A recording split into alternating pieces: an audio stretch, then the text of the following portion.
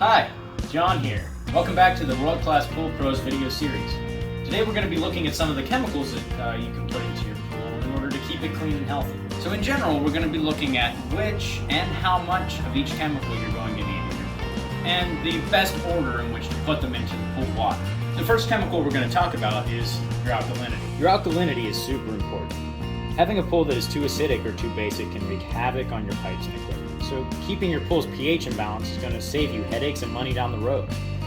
Alkalinity is going to be your first step, as it's your first line of defense where chemicals are concerned. Anytime a change happens within your pool, even as simple as you slipping your feet into the water on a sunny day can affect your pool's pH.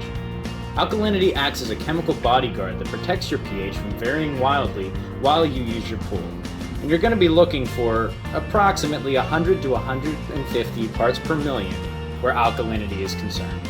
You can typically gauge how much alkalinity or any other pool chemical you should add to your pool by referring to the helpful chemical to water volume grids located on the back of most pool chemical products. Moving on to our second chemical, we're going to look at pH.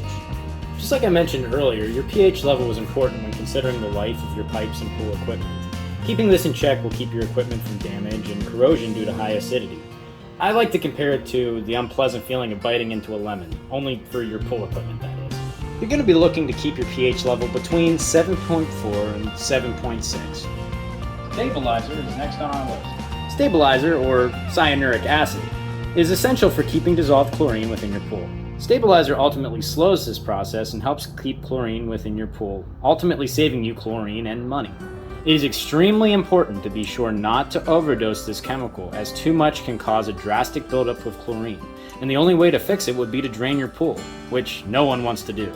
So always be mindful when adding stabilizer. Ideally, you'll want to keep your stabilizer between 30 to 50 parts per million. Next up on our chemical list is dependent on the kind of system that your pool has. If you have a chlorinator, you'll be using 3-inch pucks. If you have a salt cell within your pool, you'll be using pool salt. If you have questions regarding these chemicals and others like it, there are many resources online that can help you out, or feel free to rewatch the video if you need a refresher. We hope this video helps, and now that you have a little bit more information, you can keep your pool clear like a pro. Until next time, see you later. Have a happy swimming season.